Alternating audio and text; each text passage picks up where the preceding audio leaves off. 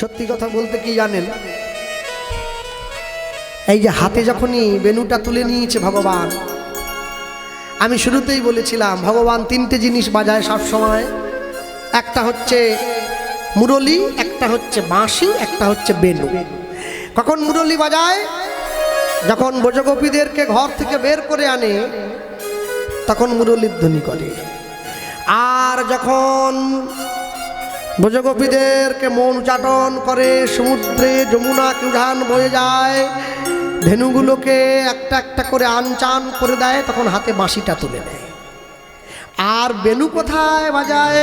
বেনু ভগবান তখনই বাজায় না যখন দূর বনের ধেনুগুলোকে ঘরে ফেরাতে হয়, তখনই ভগবান হাতে বেনুটা তুলে দেয়।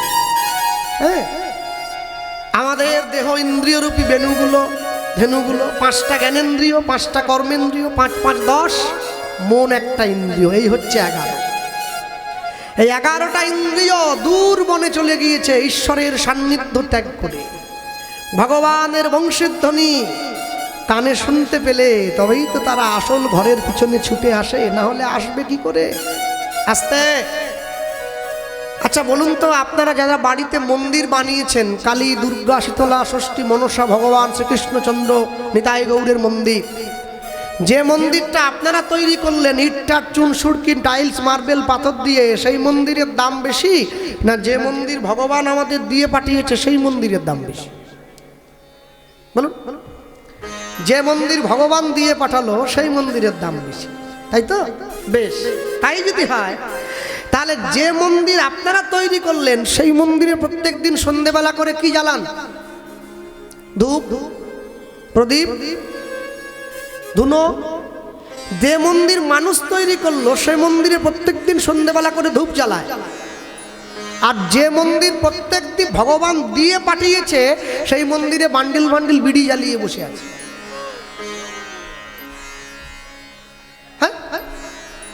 যে মন্দির আপনি তৈরি করলেন, যেখানে পাথরের ঠাকুর বসে আছে, পিতলের ঠাকুর বসে আছে, সোনার ঠাকুর বসে আছে, সেই মন্দিরে ভগবানকে কি দিয়ে সেবা দেন?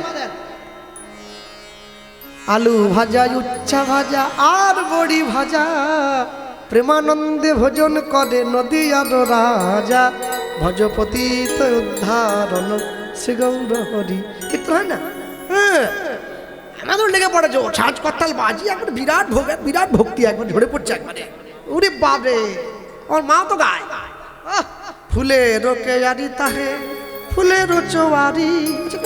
আহা, আমার মহাপ্রভুকে নাকি ডাকে শুনেছি, এসো এসো মহাপ্রভু করো আগমন, ভোগ মন্দিরে প্রভু করো গমন। আর কি ভক্তি জানো? ভোগ দেয় মাল পোয়া, সর ভাজা আর লুচি পুরি, এবার দরজা খুলিয়া দেখি পাতলা খিচুড়ি, ভজপতি তো উদ্ধারণ শ্রী গৌর হরি। কি রে, গাইছে মাল পোয়া, দিচ্ছে খিচুড়ি, কোথা মাল পোয়া কোথা খিচুড়ি? হ্যাঁ, আমাকে অনেকে আমার মজা করে বলে, কৃষ্ণবাবু আপনি গান করতে এসছেন, একটা সিগারেট খাবেন নাকি? আল্লাহ না, আমি নেশা করি না। বলে না না, ওটা বললে শুনবো না, নেশা সবার আছে। আল্লাহ কিরকম? আপনি কি খান? আল্লাহ আমি দুপুরবেলা খাওয়ার পরে প্রত্যেক দিন সারা বছর 3টে করে মুসম্বি লেবু খাই। বলে ওই তো নেশা। মুসম্বি লেবুর সঙ্গে সিগারেটের তুলনা করতেছে, ও কত বড় চলে গেছে ভাবুন। ওর সঙ্গে কথা বলে আমি পারবো? আমার হেরে যাওয়া ভালো। যে বলে আমি সব জানি, প্রভু বলে তাকে আমি ক্ষমা মানি। হ্যাঁ, যে সব জানতা, দেখবেন চায়ের দোকানে কিছু লোক থাকে, ওরা সব জানে, ওদের সঙ্গে খবরদার কথা বলবেন না, ওরা আপনাকে হারাবেই। যদি কোনো রকম আপনার সঙ্গে কথাই না পারে, দুম করে নাকে মেরে দেবে একটা। হ্যাঁ, খুব সাবধান, যেখানে সেখানে কথা বলতে নেই, এতে নিজেদের ক্ষতি হয়ে যায়। যাইবে দক্ষিণে বলিবে পশ্চিমে, দাঁড়াইয়ে উত্তর মুখে, গোপনের প্রেম গোপনে রাখিবে, থাকিবে পরম সুখে। এ কথা দ্বিজ চণ্ডীদাস ঠাকুরের শ্রীমুখে। এই প্রকৃত প্রেম যে করেছে সে হাত পা কাটবে নি, গলায় দড়ি দিয়ে ঝুলে পড়বে নি। প্রকৃত ভালোবাসায় ত্যাগ আছে, ভোগ নেই। কি আত্মেন্দ্রিয় প্রীতিবাঞ্ছা তারে বলে কাম, কৃষ্ণেন্দ্রিয় প্রীতিবাঞ্ছা ধরে প্রেম নাম। ভক্তমণ্ডলী মায়েরা, আর এই যে মনে রাখবেন, যে মন্দিরে ভগবানকে বসিয়েছেন সে মন্দিরে ভগবানকে সেবা দিচ্ছেন, শাক শুক্তা দিয়ে, ডাল্লা দিয়ে, মোচা দিয়ে ঘন্ট দিচ্ছেন।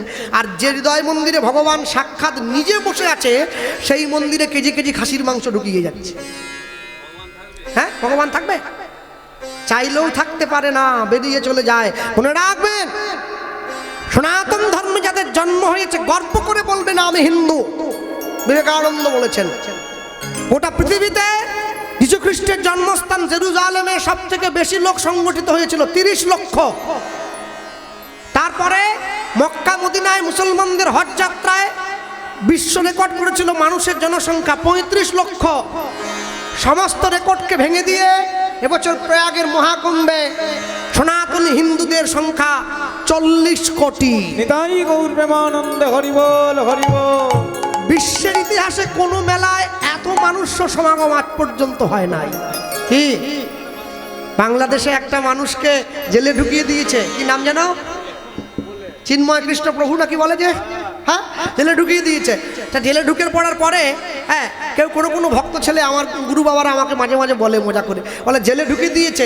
জেলে ঢুকিয়ে দেওয়ার পরে সে জেলের লোককে গিয়ে বলছে আমি তো প্রসাদ ভোজি, আমি তো তোমাদের খাবার খাবো না। বলে কী করবো তাহলে? বলে প্রসাদের ব্যবস্থা করো।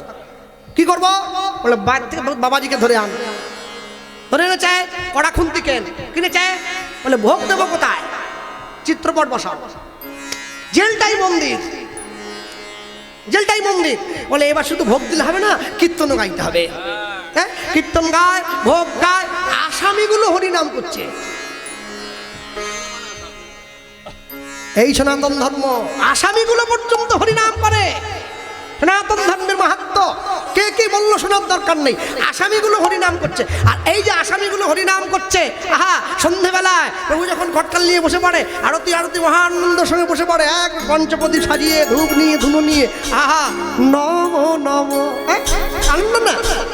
এই যে তুলসী কৃষ্ণ প্রেয়সী নম নম, উলুধ্বনি তুলসী কৃষ্ণ প্রেয়সী নম নম, তুলসী কৃষ্ণ প্রেয়সী নম নম, তুলসী কৃষ্ণ প্রিয়সী নম নম। দিনের এই অভিলাষ বিলাস কুঞ্জে দিও বাস, দিনের এই অভিলাষ বিলাস কুঞ্জে দিও বাস, কুঞ্জে যুগল সেবা দিয়া কর পদদাসী, কুঞ্জে যুগল সেবা দিয়া কর পদদাসী নম নম, তুলসী কৃষ্ণ উলুধ্বনি নম নম, তুলসী কৃষ্ণ প্রিয়সী নম নম। যারা পিছন দিকে বত্তাল নিয়ে বসেছিল না, ওরা চুপ করে বসে আছে। কিন্তু তোরা বলবি না? বলে প্রভু আমরা তো উচ্চারণই করতে পারছি, আপনি কি সব বলছেন? দিনের অভিলাষ কুঞ্জে বাস। বলে তোরা বলটা যদি বলতে না পারিস আমার সঙ্গে বল না। কি? হরে কৃষ্ণ কৃষ্ণ কৃষ্ণ হরে হরে, হরি বল। হরে রাম রাম রাম হরে হরে, হরে কৃষ্ণ কৃষ্ণ কৃষ্ণ কৃষ্ণ হরে হরে, হরে রাম রাম রাম হরে হরে। যে জেলের দায়িত্বে ছিল মেন যে পুলিশটা, ও ভাবছে এত চিৎকার কিসের? ও গিয়ে গারদের বাইরে দাঁড়িয়েছে। ও কিন্তু হিন্দু নয়, ও দাঁড়িয়েছে। বাহ, ভালোই তো হচ্ছে। আচ্ছা, ওরা যে গাইছে ওদের সঙ্গে যদি গুনগুন করে আমি একটু গাই কেমন হয়? হরে কৃষ্ণ কৃষ্ণ কৃষ্ণ হরে হরে, হরে রাম হরে রাম রাম রাম হরে হরে,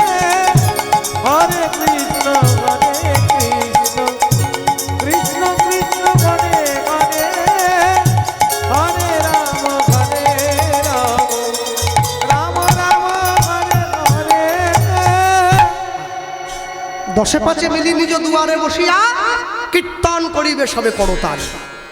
কোনো খোল খড়তাল না থাক, হারমোনিয়াম ক্যাসিও না থাক, সব সময়ের জন্য মনে রাখবেন সনাতন ধর্মের ব্যাপকতা এতখানি, অ্যাপেল কোম্পানির মালিকের স্ত্রী, স্টিভ জবস অ্যাপেল কোম্পানির মালিক, তার স্ত্রী পর্যন্ত কুম্ভের জলে স্নান করে সনাতন ধর্ম গ্রহণ করেছেন, যার নাম হয়েছে কমলা। হ্যাঁ, জোর করে করতে হয় না ধর্মান্তরিত, নিজের ইচ্ছায় ভালোবেসে স্বেচ্ছায় ধর্মকে আপন করে নিয়েছে। এই তো সনাতন ধর্ম। মনে রাখবেন সব সময়ের জন্য, যে মাটিতে জন্ম হয়েছেন সবার আগে সেই মাটিকে সম্মান করুন, সেই মাটিকে ভালোবাসুন। আর যারা বসে আছেন এই স্থানে, জীবনে সব কিছু বিক্রি করে ধর্মকর্ম করা যায়, কিন্তু ধর্ম বিক্রি করে কোনো কিছু করা যায় না।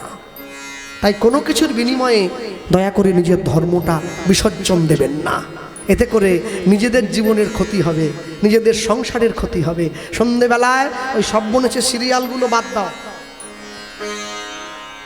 ওইসব বাদ দাও, হাতে তালি দিয়ে হরিনাম সংকীর্তন করবে। হ্যাঁ, পরনিন্দা পরচর্চা না করিবে কখন, অবশ্য জানিবে তুমি এতে তোমারও পতন। নিজের চর্চা করবে, নিজের ভালো চাইবে, জগতের ভালো চাইবে। তুমি ভালো থাকলেই সমাজ ভালো থাকবে। ভগবান হাতে বেনু তুলে নিয়েছে, আর বেনুটা তুলে নিয়ে একবারে বেনুটা হাতে নিয়ে নিয়েছে, বেনুটা হাতে নিয়ে বাজাতে আরম্ভ করলো। দেখো চাঁদ মুখে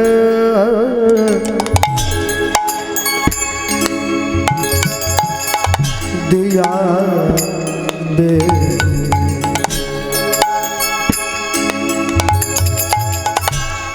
নাম লইয়া সব ধেনু লুধ্বনি। ওগো চাঁদ মুখে দিয়া বেনু, ওগো নাম লইয়া সবে ধেনু। ডাকিতে লাগিল উচ্চ ঈশ্বরে, ডাকিতে লাগিল উচ্চ ঈশ্বরে। ওগো ডাকিতে লাগিল উচ্চ ঈশ্বরে, ওগো ডাকিতে লাগিল উচ্চ ঈশ্বরে। সব মুখে দিয়া দে। হবে নু বাজল রে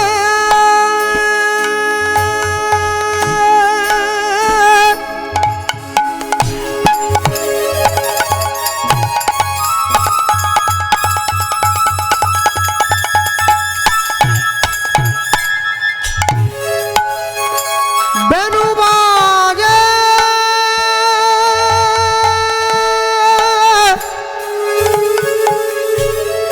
বেনু বাজে, বাজে বেনু বাজে।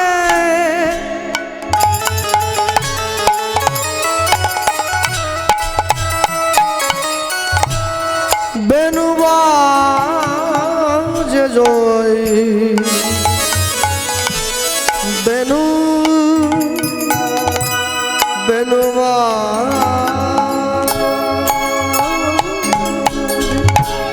ওগো চাঁদ মুখে দিয়া বেনু, ওগো নাম লইয়া সবে ধেনু। ওগো ডাকিতে লাগিল উচ্চ ঈশ্বরে,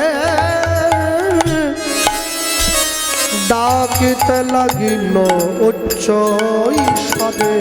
ওগো ডাকিতে লাগিল উচ্চ ঈশ্বরে, ডাকিতে লাগিল উচ্চ ঈশ্বরে। ওগো অমনি বেনু বাজাইল সমুদ্ধ্বনি হরি বল। ওগো অমনি ধেনু অমনি বেনু ধেনু বেনু ধেনু ফিরাবে বলে বেনু ধেনু বেনু অমনি বেনু বাজাইল। অমনি বেনু বাজাইল। ওগো ত্রিভঙ্গ বঙ্কিম থামে অমনি বেনু বাজাইল। ওগো ত্রিভঙ্গ বঙ্কিম থামে অমনি বেনু বাজাইল। ত্রিভঙ্গ বঙ্কিম থামে অমনি বেনু বাজাইল। ত্রিভঙ্গ বঙ্কিম থামে অমনি বেনু বাজাইল। ওগো ধবলি শ্যামলি বলে অমনি বেনু বাজাইল। ওগো ধবলি শ্যামলি বলে অমনি বেনু বাজাইল। ওই যে জগৎ জীবকে নিজের চরণ প্রাণে করবে বলে অমনি বেনু বাজাইল। ওগো জগৎ জীবকে ডাকবে বলে অমনি বেনু বাজাইল। ওগো চরণ তলে লইবে বলে অমনি বেনু বাজাইল। এই অহংকারের ভরা কর্ণমূলে বেনুরব দেবে বলে বেনু বাজাইল। শেষে জয় রাধে শ্রী রাধে বলে তাই হরি বইল শ্রী রাধে বলে বেনু বাজাইল। ওগো জয় রাধে শ্রী রাধে বলে বেনু বাজাইল। অমনি বেনু বাজাইল। ওগো ডাকিতে লাগিল উচ্চ স্বরে। ওগো ডাকিতে লাগিল উচ্চ স্বরে।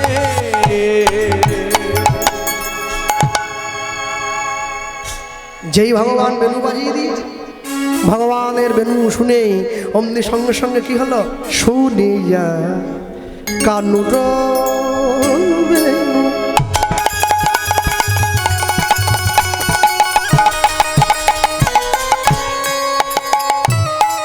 শুনিয়া কানুর বেনু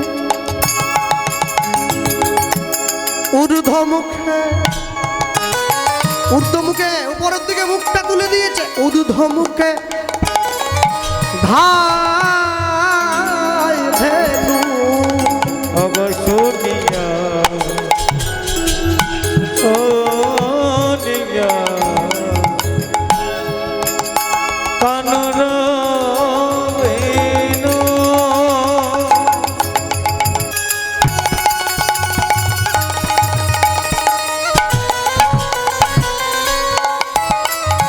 ওগো ঊর্ধ্বমুখে ঊর্ধ্বমুখে ঊর্ধ্বমুখে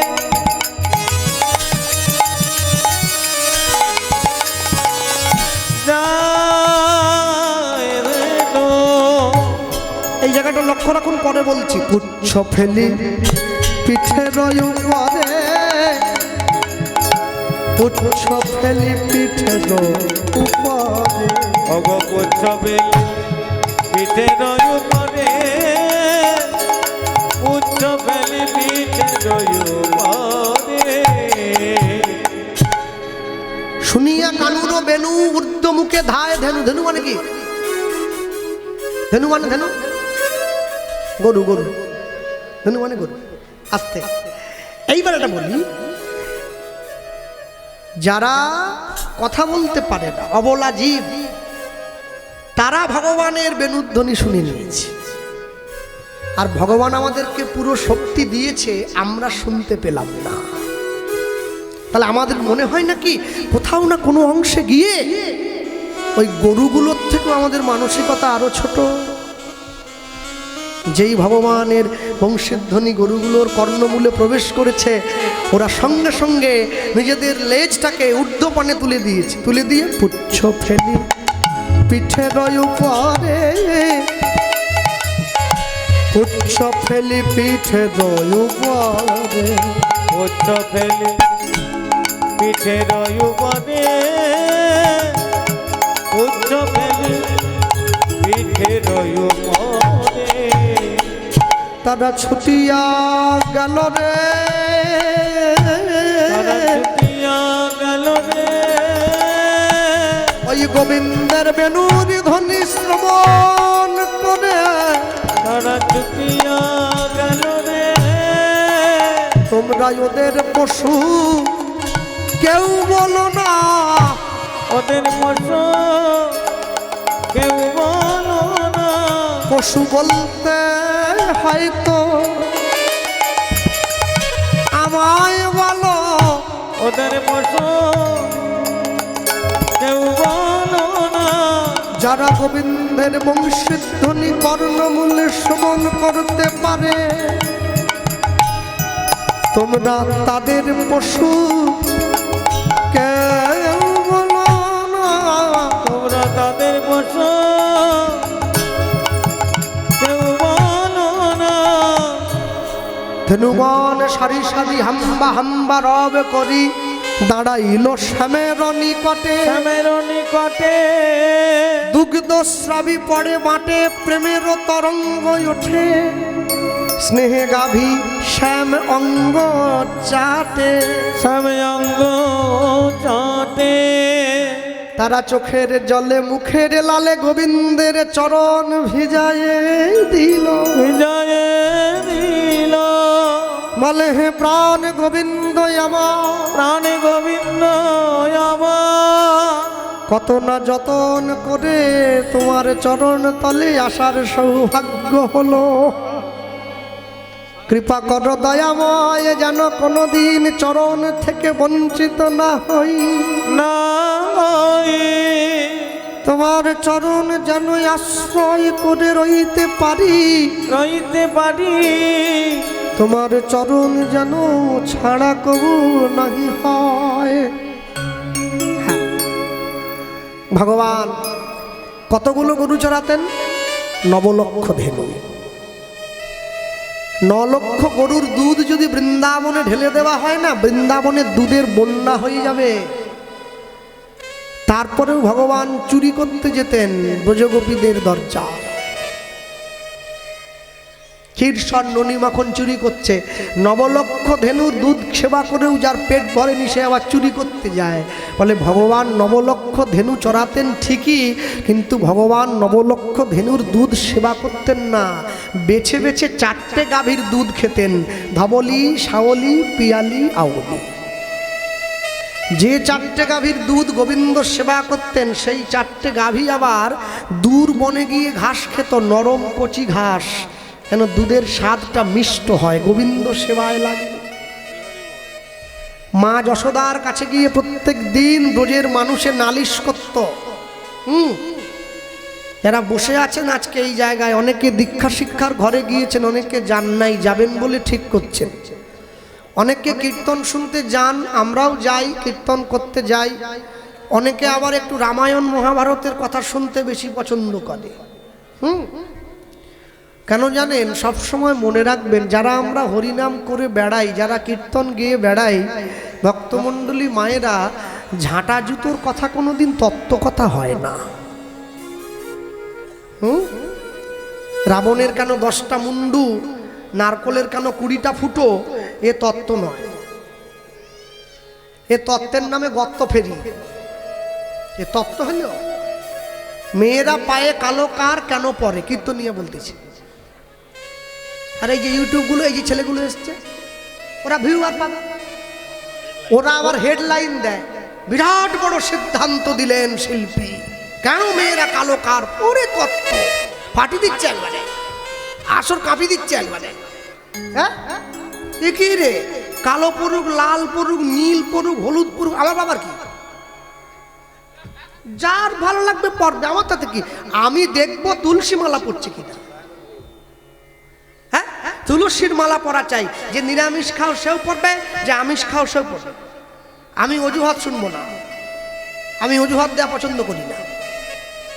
লোক অনেকে বলে, দাদা আমি যে এখনো মাছ খাচ্ছি, খান না, যা মন চায় তাই খান, ক্যাকড়া, গেঁড়ি, সুতি, শামুক, ঝিনুক, সাপ, কিরকিটি, টিকটিকি, যা মন, মানুষ তো সবই খাচ্ছে। আরশোলা চাটনি চীনের লোকেরা খায়, সবই খায়, খাও খাও। মালা পরবে, যারা আমিষ খায় তারা মালাটা কণ্ঠের থেকে নামিয়ে পড়বে, যারা নিরামিষ খাও কণ্ঠের সঙ্গে লাগিয়ে পড়ো, তবে পড়ো কেন জানো, লাইনে দাঁড়াও, তবে তো ডাক পাবে। হ্যাঁ, মালা পরতে হবে। আকাশের শোভা চাঁদ, চাঁদের শোভা তারা, বৃন্দাবনে কৃষ্ণ শোভা, নদীয়ার শোভা গোরা। গ্রামের শোভা বাড়ি আর রাস্তার শোভা গাড়ি। বাকিটা বলবো? মুসলমানের শোভা তার বড় বড় দাড়ি। কিন্তু আশ্চর্য কি, সনাতন হিন্দু ধর্মের মানুষ হয়ে তুমি তুলসীকে অপমান করবে। তুলসীর মালা কণ্ঠে যদি না রাখো তাহলে তোমার জীবনের সর্বৈব কিন্তু বৃথা। এটা নিয়ে অনেক অন্তরায়ও রয়েছে অনেকের মধ্যে। বলে তুলসীকে ভালোবাসা, তুলসীকে সেবা করা, তুলসী গাছে জল দেওয়া, এটা এর কোনো বৈজ্ঞানিক যুক্তি নেই, এটা অবৈজ্ঞানিক। বেশ, মেনে নিলাম, হতেই পারে। তুলসী গাছে জল দেওয়া এটা অবৈজ্ঞানিক, এটা ঠিক। এটা যেমন ঠিক, তার সঙ্গে সঙ্গে এটাও তো মানতে হয়। তা তুলসী গাছে জল দেওয়াটা যদি অবৈজ্ঞানিক হয়, তাহলে 25শে ডিসেম্বর ঝাউ গাছে চুনি লাইট দেওয়াটাকে বৈজ্ঞানিক? এটা আরো বড় অবৈজ্ঞানিক।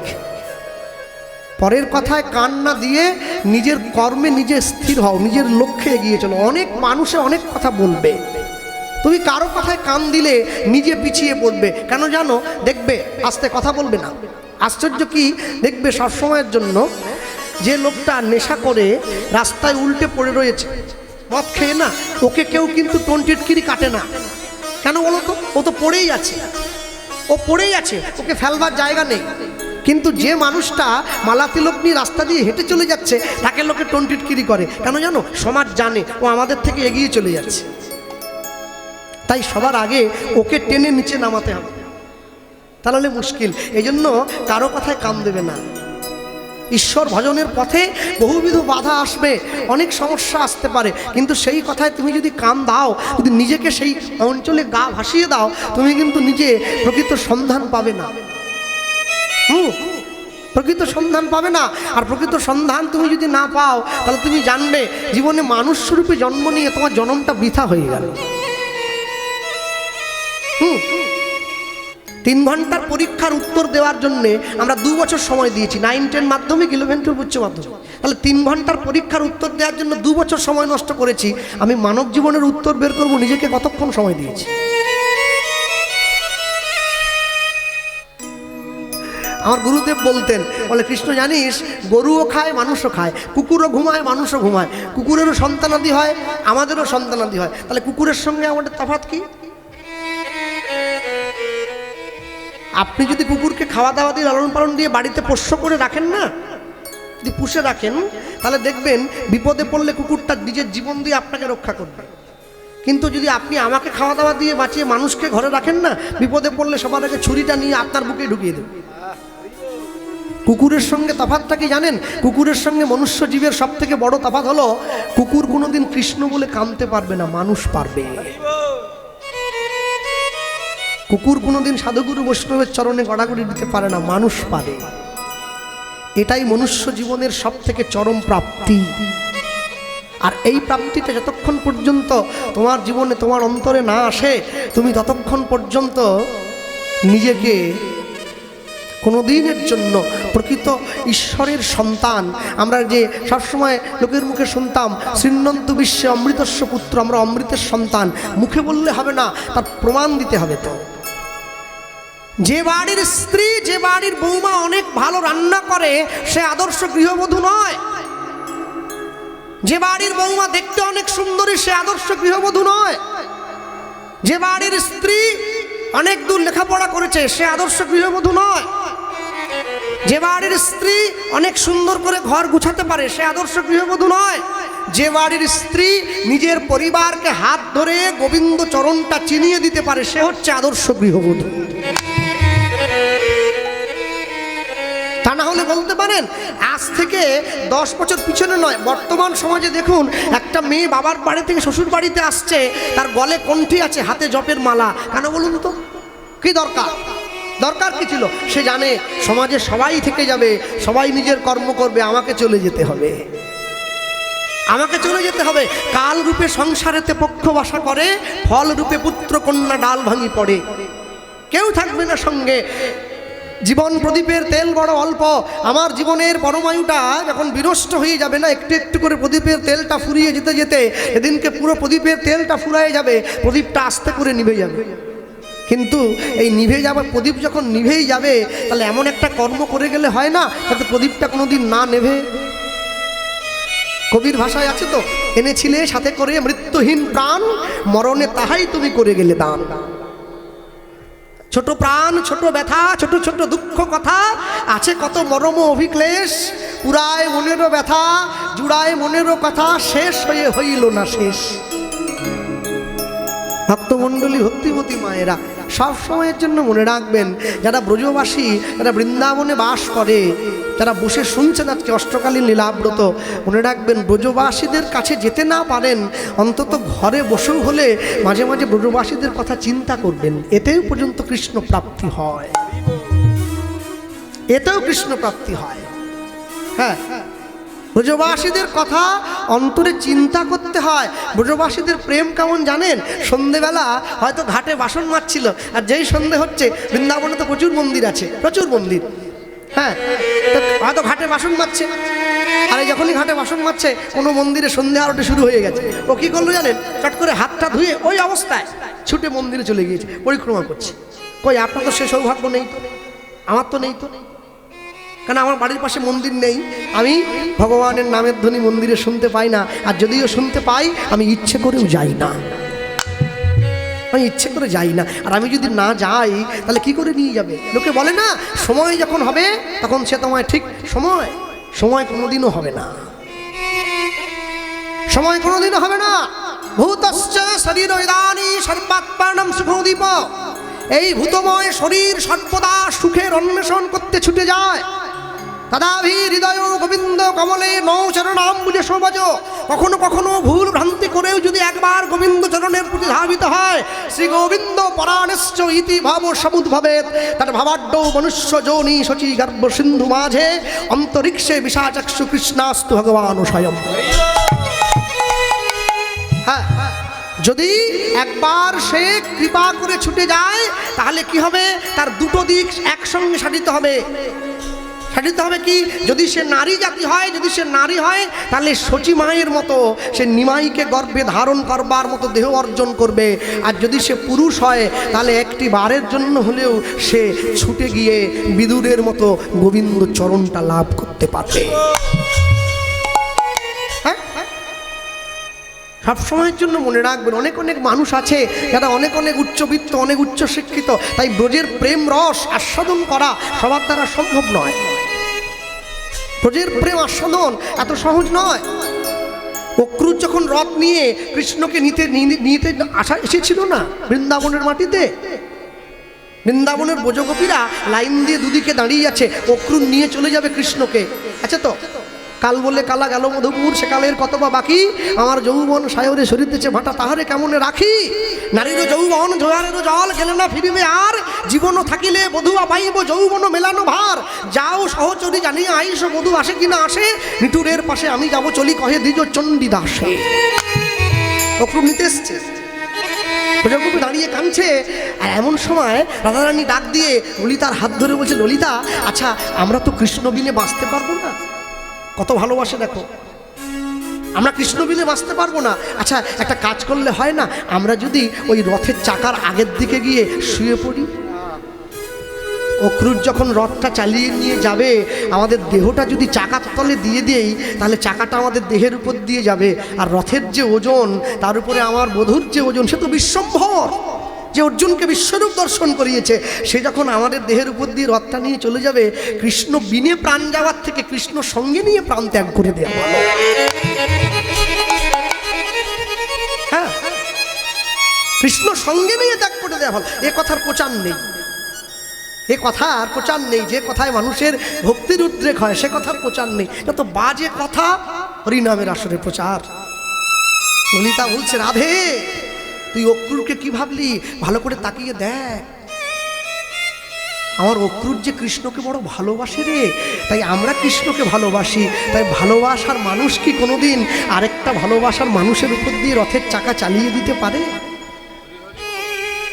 দেখেন না, আমি অনেক অনেক টোটোওয়ালাকে দেখেছি, আগের দিকে লেখা আছে টোটোর আগের দিকে, ভালোবাসা ভালোবাসো শুধুই তাকে, ভালোবাসায় ভালোবাসা দিয়া বেঁধে যে রাখে। দয়া করে এই কথাটা টোটোর আগের দিকে লিখে এ কথার মর্যাদা লঙ্ঘন করবেন না। এ কথার অর্থ আপনারা জানেন না। লিখছেন কি জন্যে, লিখছেন কি জন্যে? শরৎচন্দ্র চট্টোপাধ্যায় বলেছিলেন, হে গোবিন্দ, আমি তোমার সঙ্গে প্রেম করতে চাই না। কেন কেন প্রেম করব না জানো? একটা কারণের জন্য, প্রেম করলে দুঃখ আছে গোবিন্দ, আমি তো দুঃখ সইতে পারবো না। আমি তোমায় ভালোবাসবো, ভালোবাসায় দুঃখ নাই, শুধু আনন্দ আছে। একবার ভালোবাসতে পারলে আমি কোনোদিনের জন্য আর দুঃখের ভাগীদারি হব না। তাই আমি প্রেম করব না, আমি ভালোবাসবো। হরিবল হরিবল। সম্মুখে নিয়ে গিয়ে দাঁড়িয়েছে, আর যখন দাঁড়িয়েছে তখন রাধারানী বলছে, আচ্ছা আরেকটা বুদ্ধি করলে হয় না সখী? কি বুদ্ধি? আরেকটা বুদ্ধি কর। কি বুদ্ধি? অন্য কিছু বুদ্ধি নয়, কি জানিস? আচ্ছা আস্তে কথা বলবেন না, কথা নয়, একদম কথা নয়, কথা বলবেন না, বসার জায়গা অনেক আছে, আস্তে আস্তে করে বসুন, কথা নয়।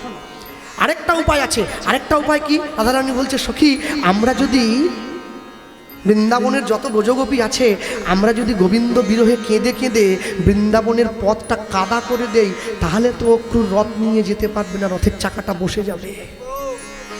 তাহলে কেমন হয়? কাদাতে যদি চাকা জড়িয়ে যায় তাহলে অক্রুরকে সময় নিতে হবে, রাস্তা শুকোলে তারপরে কৃষ্ণ যাবে। আর যেদিনকে পথটা শুকোতে আসবে আগের দিন কেঁদে আবার ভিজিয়ে দেবো, আর কোনোদিন কৃষ্ণকে নিয়ে যেতে হবে না। এত করে বলার পর কৃষ্ণ যখন চলে গিয়েছে বৃন্দাবন থেকে, সবাই কৃষ্ণ বিরহে দুঃখী, রাধারানীর প্রাণ যায়, রাধারানীর প্রাণ যায়। আর ঠিক এমন সময় ভগবান কৃষ্ণ গালে হাত দিয়ে বসে কাঁদছে। উদ্ধব গিয়ে ছুটে কৃষ্ণের হাতটা ধরে বলছে, সখা কাঁদছো কেন, কি হয়েছে? উদ্ধবের সামনে দাঁড়িয়ে ভগবান বলছে, জানো উদ্ধব, বৃন্দাবনের জন্য মনটা বড় ব্যাকুল। আমার মা যশোদা কেমন আছে, আমার পিতা নন্দ কেমন আছে, আমার ব্রজবাসী, আমার ব্রজের গাভীগুলি কেমন আছে, ব্রজের বৃক্ষগুলো, ব্রজের গাছগুলো আর মাথা তুলে দাঁড়ায় না, মাথা নিচু করে আছে। কৃষ্ণবিহীন বৃন্দাবনে কাকে দেখব? উদ্ধব বলছে, বৃন্দাবনের গাছগুলো পর্যন্ত তোমার দুঃখে, তোমার বিরহে মাথা নিচু করে আছে। হ্যাঁ উদ্ধব, না এটা মানতে পারলাম না সখা, তুমি যাই বলো, কোনো মানুষের অন্তরে এত প্রেম থাকতে পারে না।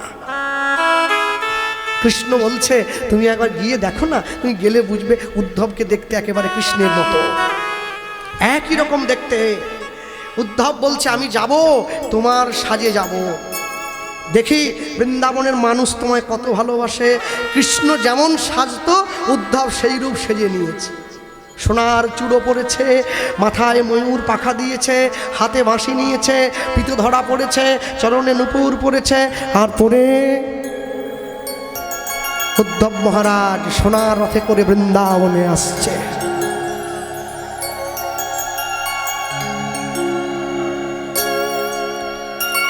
আর এই যে উদ্ধব মহারাজ বৃন্দাবনে আসছে, এই বৃন্দাবনে আসতে গিয়ে উদ্ধব মহারাজ এক পা দু পা করে যেই বৃন্দাবনের মাটিতে পা দিয়েছে, গাছের ওপর থেকে একটা কণ্ঠস্বর ভেসে এলো।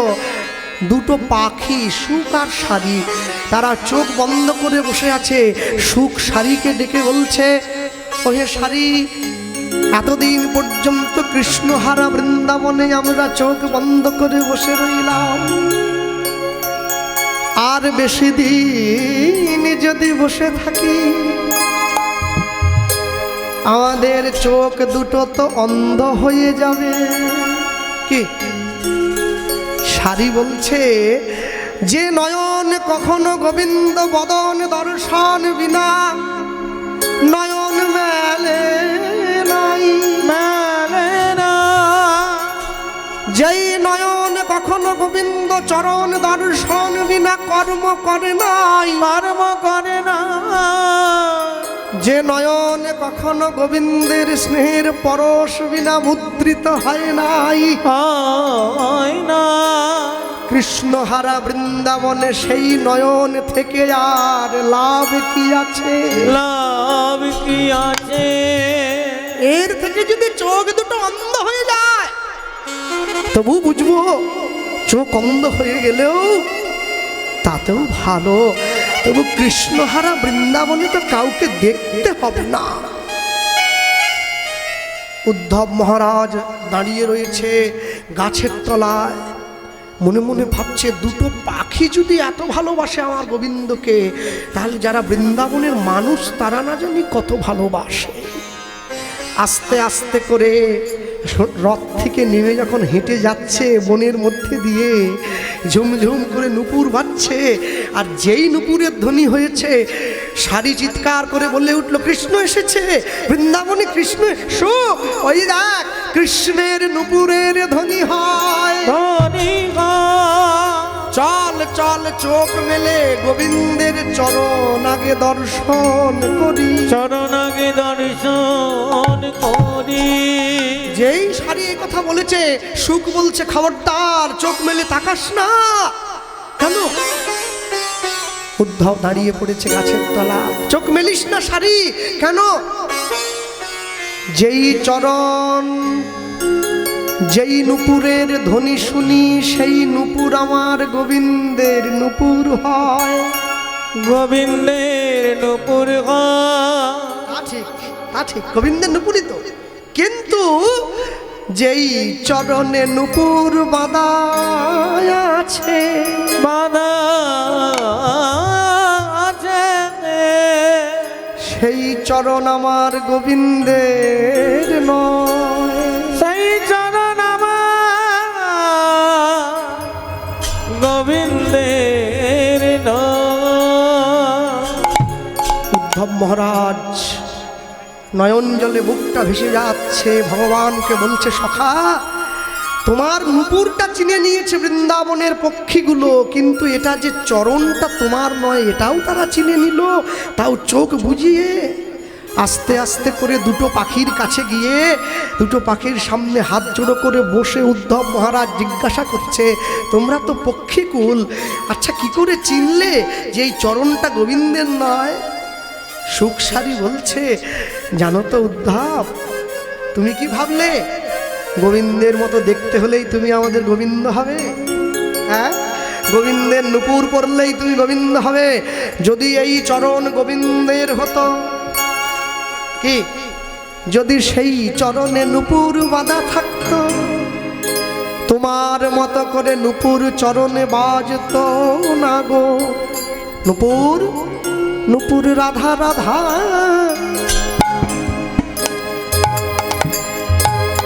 বলে বাজিগো, উলুধ্বনি হৃদয় বলে বাজিগো। যদি চরণ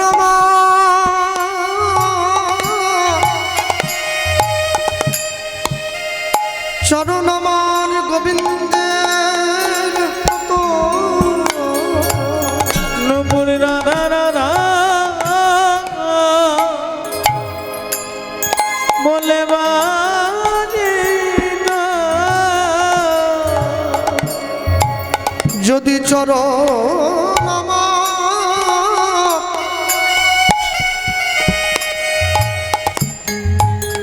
এই পৃথিবীতে যত শক্তিশালী প্রাণী আছে, শক্তিশালী পশু আছে না, সব থেকে বেশি শক্তি আছে হাতির গায়ে, তাই তো? 10,000 হাতির গায়ে যে শক্তি আছে, এক ইন্দ্রের ঐরাবতের গায়ে সেই শক্তি আছে। 10,000 ঐরাবতের দেহে যে শক্তি আছে, এক দেবাদিদেব মহাদেবের ত্রিশূলে সেই শক্তি আছে। 10,000 দেবাদিদেব মহাদেবের ত্রিশূলে যেই শক্তি লুক্কায়িত আছে, এক সুদর্শন চক্রে সেই শক্তি লুক্কায়িত আছে। 10,000 সুদর্শন চক্রে যেই শক্তি লুক্কায়িত আছে, এক গোবিন্দের মুরলীর ধ্বনিতে সেই শক্তি লুক্কায়িত আছে। 10,000 গোবিন্দের মুরলীর ধ্বনিতে যেই শক্তি লুক্কায়িত আছে, এক কৃষ্ণের রূপ ছটায় সেই শক্তি লুক্কায়িত আছে। 10,000 কৃষ্ণের রূপজ্যোতিতে যেই শক্তি লুক্কায়িত আছে, এক রাধারানীর চরণতলে তার থেকে অধিক শক্তি লুক্কায়িত আছে।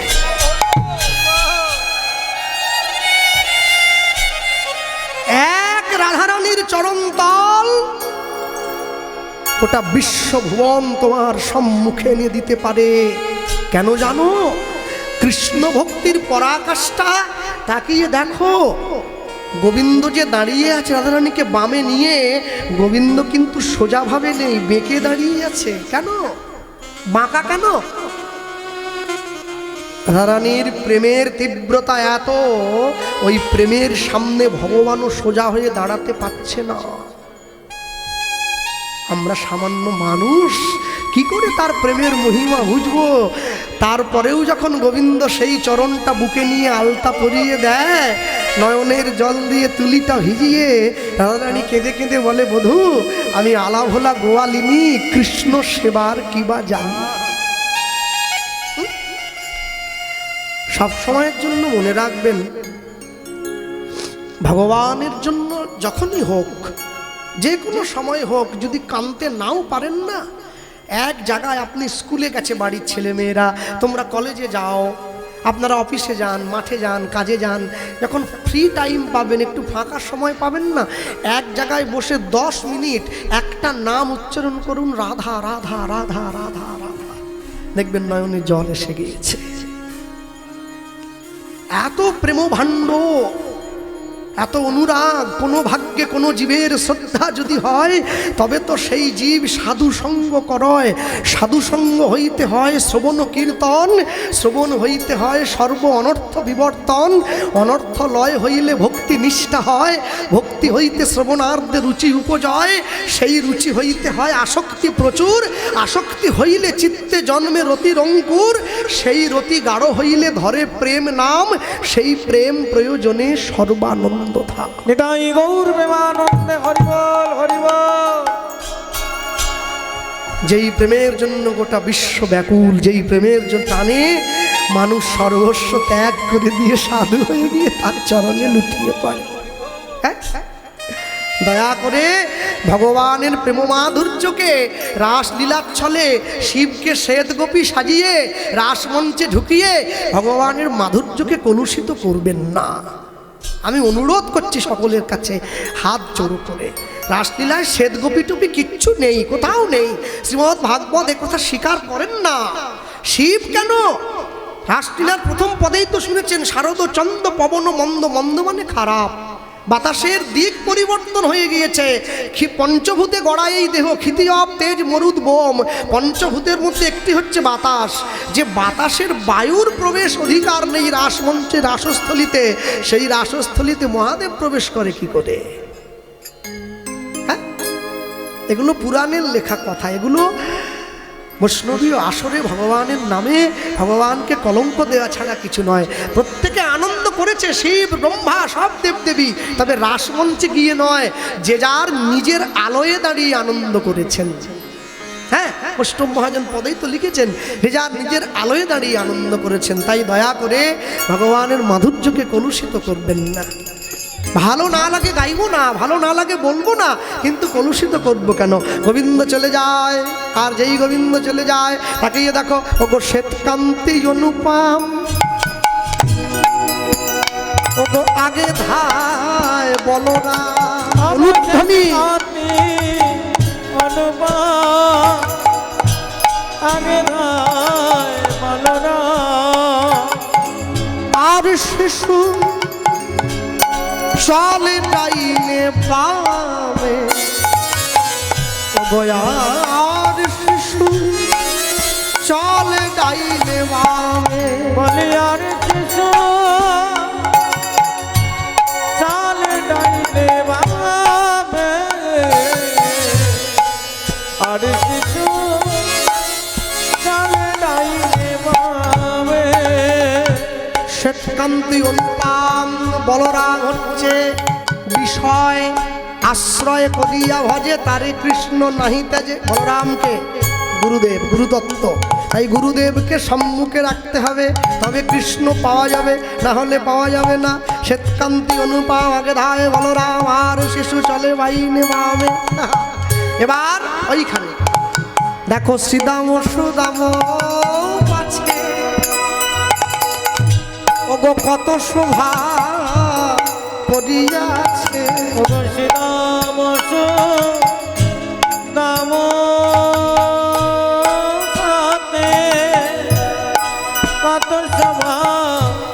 করিয়াছে তার মাঝে নব ঘন শ্যাম, তার মাঝে নব ঘন শ্যাম, অবতার মাঝে নবঘন শ্যাম, তার মাঝে নবঘন শ্যাম। অগ ঘন বাজে সিংহা বেনু, অগ গগনে বকুর রেণু, অগ ঘন বাজে সিংহা বেনু, অগ গগনে বকুর রেণু, অগ পথে চলে করি কত রঙ্গে, পথে চলে করি কত রঙ্গে, পথে চলে করি কত রঙে, ওগো পথে চলে করি কত রঙে। যতে গোরা খাল গণ তারা দিয়া যাবা ঘন, যতে গোরা খাল ঘন তারা দিয়া যাবা ঘন, বলরাম দাস চলু সঙ্গে, ওগো বলরাম লুধ্বনি নিদান চলো সঙ্গে, বলরাম দাস চলো সঙ্গে। আমায় সঙ্গ ছাড়া করো না, ছাড়া করো না, ওই সঙ্গ ছাড়া করো না, আমায় সঙ্গ ছাড়া করো না, বলিও হে আমার প্রাণ গোবিন্দ, আমায় সঙ্গ ছাড়া করো না, বলিও হে আমার প্রাণ গোবিন্দ, সঙ্গ ছাড়া করো না, বলিও হে আমার প্রাণ গোবিন্দ, সঙ্গ ছাড়া করো না, আমায় দেহ চরণার বৃন্দ, সঙ্গ ছাড়া করো না, নিতাই গৌর হরি বল। সঙ্গ